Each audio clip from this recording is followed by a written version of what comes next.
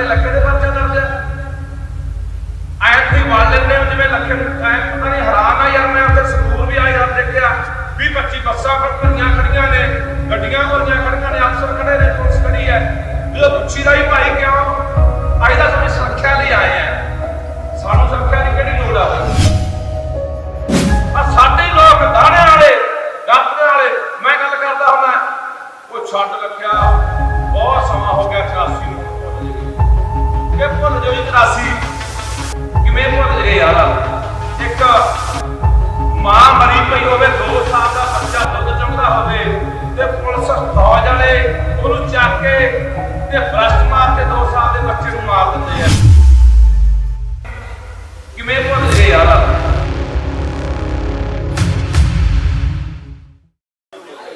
भाई बह जाओ यार, आ जाओ भाई, मैं क्या था भैया बह जाओ, आ जाओ भाई पूरे आ जाओ यार। सब तो पहला फतेह साझी करो, वाहिगुरू जी का खालसा वाहिगुरू जी की फतेह।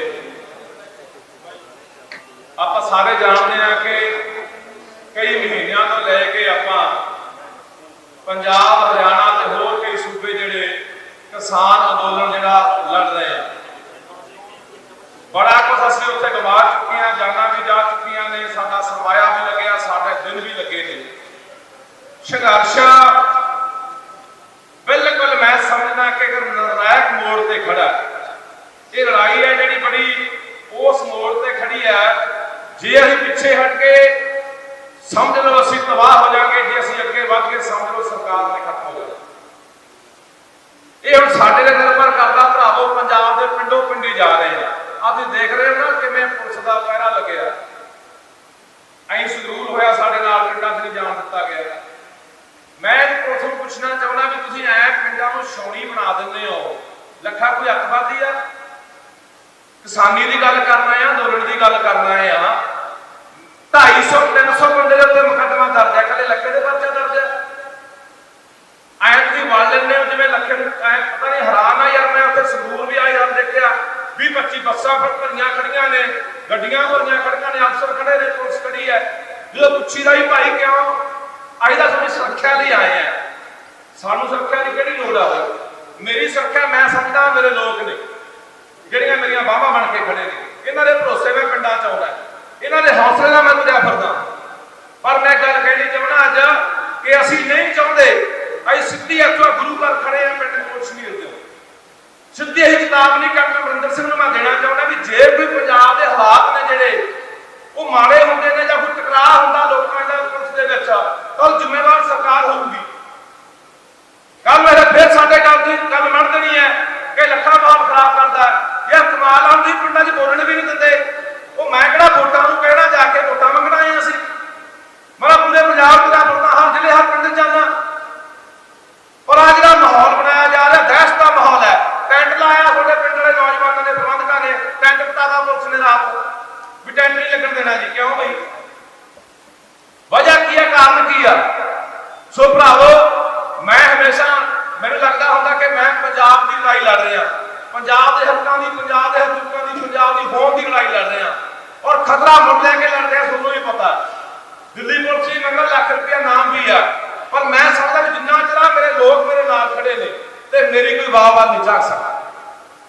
सो इसे करके मैं अज इस तो इलावा तुहानूं होर गल कहनी चाहुंदा कि भरावो बारियां बन्नो, पिंडां दे विचों टीमां बनाओ, बारी सर सारे बंदे आप पंजाब के हर पिंड पिंड के विचों बंदे दिल्ली जाने चाहिए। क्यों भाई शबीर आयो हाथ खड़े करके सहमति दिओ भाई, जाया करो कला आप इत्थे ना कह दें कि असीं जावांगे यार। 12-12,500 पिंड है, 10-10 बंदे ने पिंड चों गए, लखां दी गिनती साडी दिल्ली पहुंचूगी। हुण सिर्फ ते सिर्फ ये जित दे विच कोई फर्क है तो ये है कि जितनी बड़ी साडी गिनती उत्थे इकट्ठी होगी ओडी बड़ी जित साडी यकीनी आ भरावो। अज केड़ा दिन दस्यो 4 जून केड़ा दिहाड़ा असीं मना रहे हैं? कल्लू घारा असीं मना रहे हैं। नौजवानों ख्याल करियो, कल्लू घारा दिवस असीं मना रहे हैं, हफ्ता कल्लू घारे का, बड़े छोटे कल्लू घारे आए।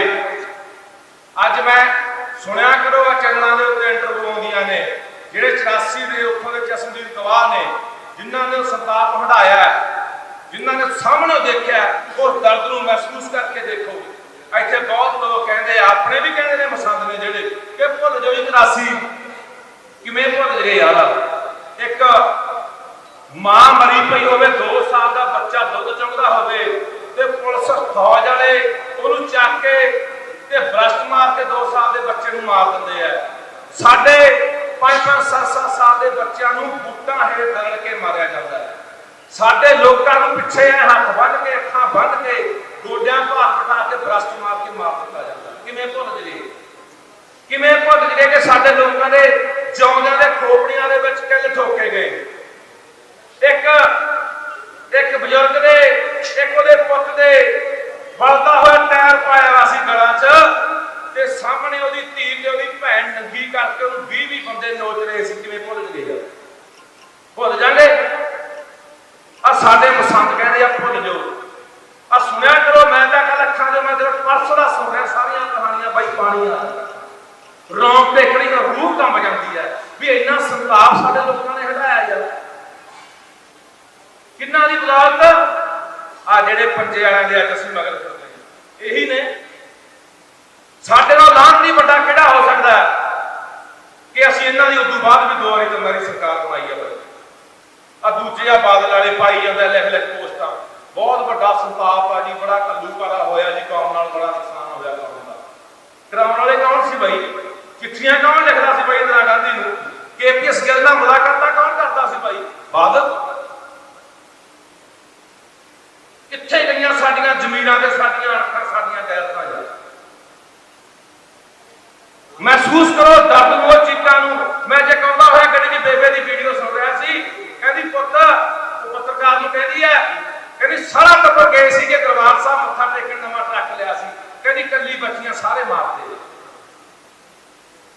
ਕੀ ਕਸੂਰ ਸੀ ਮਜ਼ਲੂਮ ਲੋਕਾਂ ਦਾ ਬਈ? ਆ ਸਾਡੇ ਲੋਕ ਦਾਣੇ ਵਾਲੇ ਗਾਤਰੇ ਵਾਲੇ। ਮੈਂ ਗੱਲ ਕਰਦਾ ਹੁੰਦਾ ਉਹ ਛੱਡ ਰੱਖਿਆ, ਬਹੁਤ ਸਮਾਂ ਹੋ ਗਿਆ 84 ਨੂੰ, ਹੁਣ ਭੁੱਲ ਜਗੇ। ਉਹ ਨਹੀਂ, ਇੱਕ ਗੱਲ ਚੇਤੇ ਰੱਖਿਓ, ਇਹ ਗੱਲ ਚੇਤੇ ਰੱਖਿਓ, ਕੌਮਾਂ ਨੂੰ ਘੱਲੂ ਘਾਰੇ ਨਹੀਂ ਮਿਟਾ ਸਕਦੇ। ਬਥੇਰੇ ਘੱਲੂ ਘਾਰੇ ਚੱਲੇ ਬਗਾਲੀ ਵਰਗਿਆਂ ਦੇ। ਜਦੋਂ ਗਿਣਤੀ ਦੇ ਸਿੰਘ ਰਹਿ ਗਏ, ਸਾਡੀਆਂ ਮਾਵਾਂ, ਸਾਡੇ ਬਜ਼ੁਰਗ, ਸਾਡੇ ਨੌਜਵਾਨ ਬੱਚੇ ਤੱਕ ਮਾਰ ਦਿੱਤੇ ਗਏ ਸੀ। ਵੱਡਾ ਘੱਲੂ ਘਾਰਾ, ਛੋਟਾ ਘੱਲੂ ਘਾਰਾ, 84 ਦਾ ਘੱਲੂ ਘਾਰਾ। ਘੱਲੂ ਘਾਰੇ ਜਿੰਨੇ ਮਰਜ਼ੀ ਹੋ ਜਾਣ, ਕੌਮਾਂ ਨਹੀਂ ਮਰਦੀਆਂ। ਕੌਮਾਂ ਉਦੋਂ ਮਰਦੀਆਂ ਜਦੋਂ ਅਸੀਂ ਘੱਲੂ ਘਾਰਿਆਂ ਨੂੰ ਭੁੱਲ ਜਾਂਦੇ ਆ, ਉਹ ਦਰਦ ਨੂੰ, ਉਹ ਚੀਜ਼ ਨੂੰ ਭੁੱਲ ਜਾਂਦੇ ਆ, ਉਹ ਤੜਫ ਨੂੰ ਭੁੱਲ ਜਾਂਦੇ ਆ।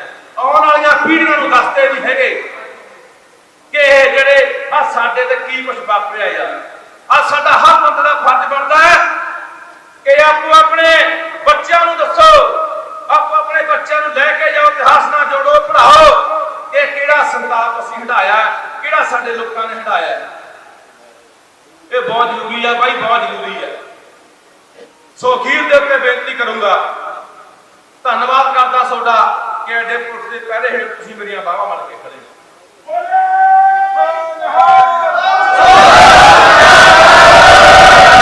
ਤੁਹਾਡਾ ਪਿਆਰ, ਤੁਹਾਡਾ ਸਤਿਕਾਰ, ਤੁਹਾਡਾ ਸਾਥ ਨਹੀਂ ਮਿਲਦਾ ਰਿਹਾ ਪੰਜਾਬ ਦੇ ਕੱਲੇ ਕੱਲੇ ਪਿੰਡ 'ਚ ਜਾਊਂਗਾ।